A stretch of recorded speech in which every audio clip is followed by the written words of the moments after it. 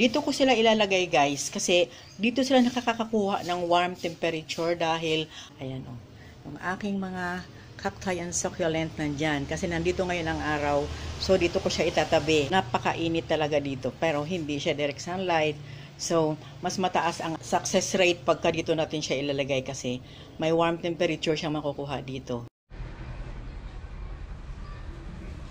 Hello! Happy Sunday guys!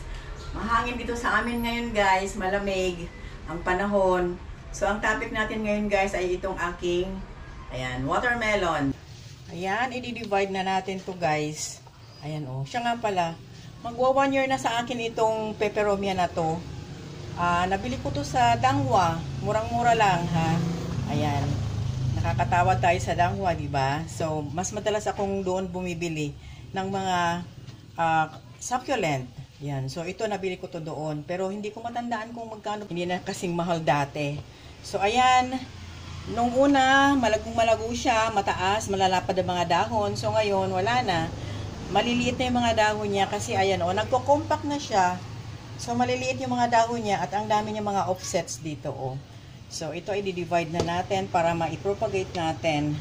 So, ayan. Medyo maselan itong halaman na to. Para sa akin ha, medyo maselan. Kasi marami na nga akong beses na bumili dito at namatay lang. Pero ito siya yung tumagal sa akin ngayon. So, ang gagawin natin dito kasi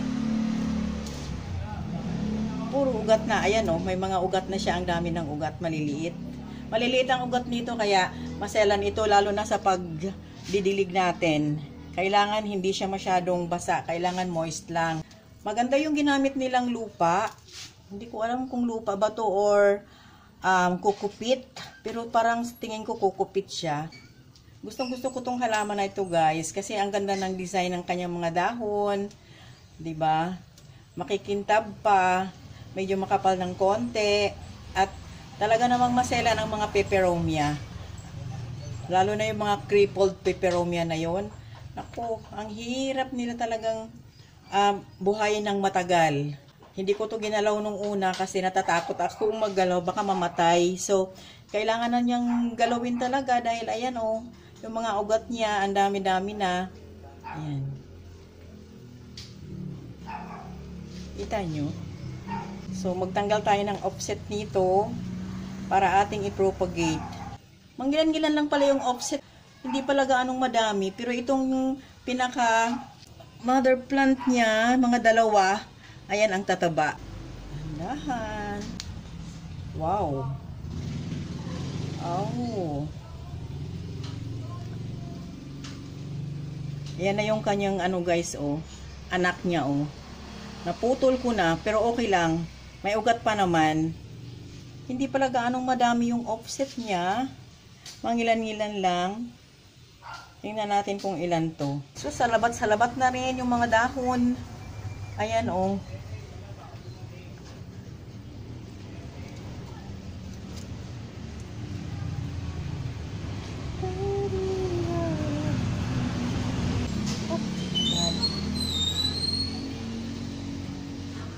Ayan. Ito, oh. May ugat pa siya. Ayan. Pero pinutol niya natin siya sa mother plant niya.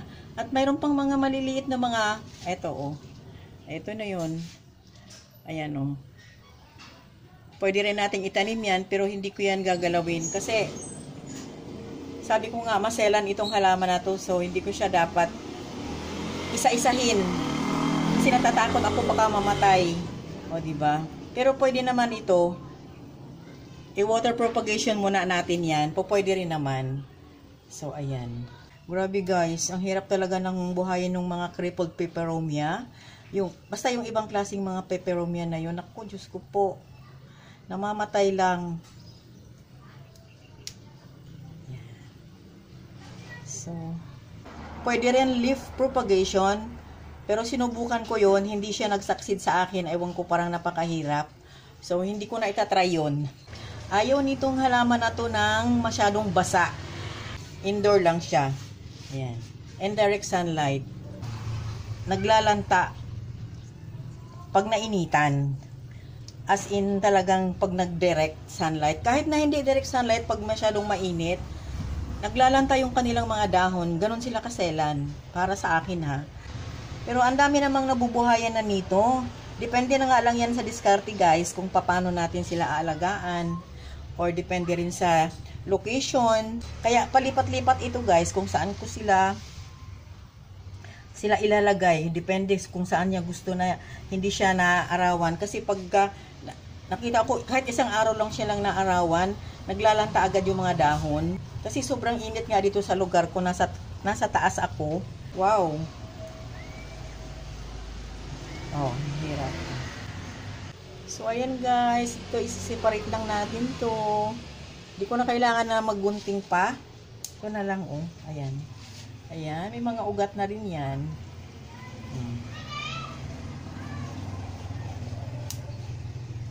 Oh my God! Ayan, oh. May mga ugat. Tapos yung pinaka-mother plant, ito yun eh. Ito yung mother eh, oh. Kunti na lang yung ugat na putol ko, guys. So, kailangan pagka walang ugat, i-water muna propagation para doon na siya mag-ugat. Tsaka natin ilipat sa soil. Hindi ko gagalawin ito. Ibalik ko na lang to.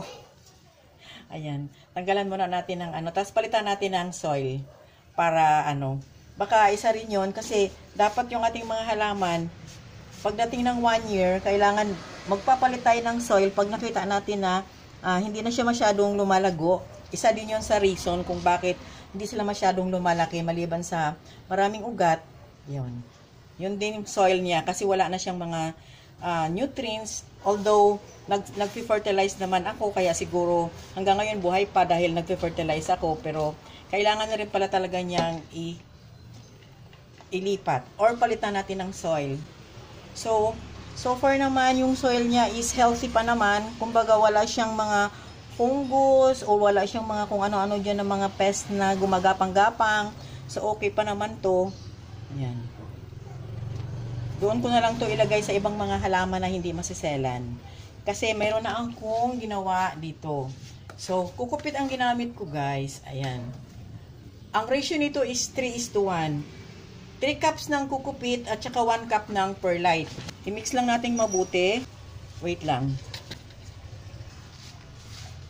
Yan. Imo-moisten natin tong ating mga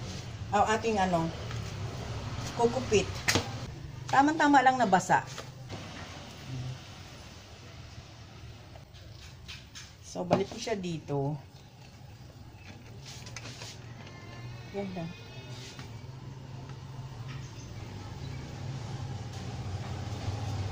So, ayan.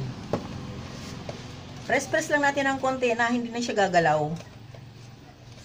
Okay, yan. Okay, hindi na natin siya kailangan pang didiligan kasi moist na yung ano na yan, yung substrate na to. So, tomorrow na lang, pag kapakapain natin, pagka medyo konting tuyo na siya, spray na lang muna. 1 to 2 weeks. Yan, kailangan natin alagaan. Kailangan laging moist. Wala, hindi siya pwedeng matuyuan. Kailangan ang ating pot sa ilalim ay magaganda ang drainage hole. Ako guys, dumi ng kamay ko. So, piliin natin yung may ugat. Ito, walang ugat to guys. I-water propagation ko na lang muna ito. Para ano, mabuhay talaga siya. So, ganito lang kasimple mag-propagate. Ang crucial lang dito, yung pagbuhay nito. Ayan, ay depende sa ating mga kamay. It's in our hands. Kung paano maging successful ang ating pag-propagate sa mga peperomia. Dalawa lang talaga ang peperomia na nabubuhay sa akin, guys. Yung peperomia hope, medyo matibay yun. Hanging plants din siya. At saka ito. Ayan. Ito lang talaga. Yung peperomia hope ko malago na. Ang dami kong ang peperomia hope na na-propagate na. Napag-separate ko na sila. Yun. Ito lang dalawang ito ang peperomia na kumbaga hindi ako nahirapan na magbuhay.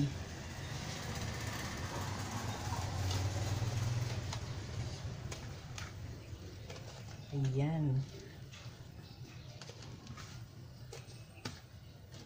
So, ang fertilizer usually ang ginagamit ko dito, yung anaalang naman, yung liquid na hinahalo ko sa 1 gallon of water, 4 na drops. Huwag natin masyadong ilubog. Yung tama lang na malubog yung pinakaugat kasi mabubulok ito dahil kung napapansin nyo, ang lalambot ng mga stem nito, matubig pati. Ayan. Ayan. So, tamang-tama lang na malubog yung pinakamatigas na yung malapit sa ugat. Yun, ganun.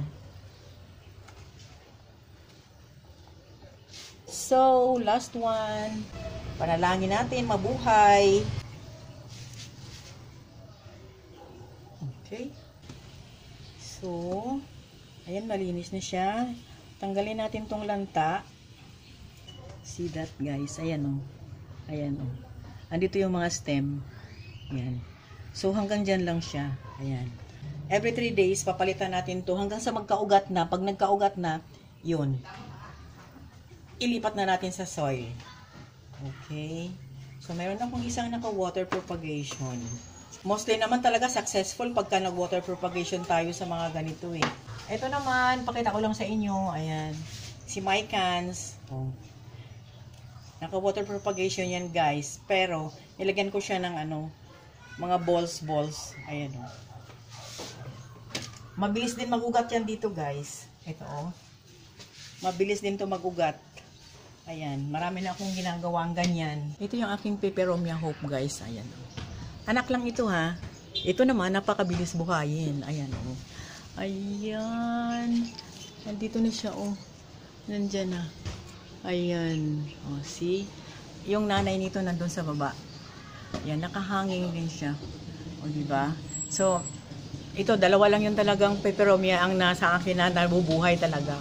I-update na lang natin kung nabuhay ba tong lahat na 1, 2, 3, 4, 4 na to at saka itong water propagation. Thank you sa panonood, sa pakikinig at sa oras, at please subscribe, like, and comment. See you on my next video, guys.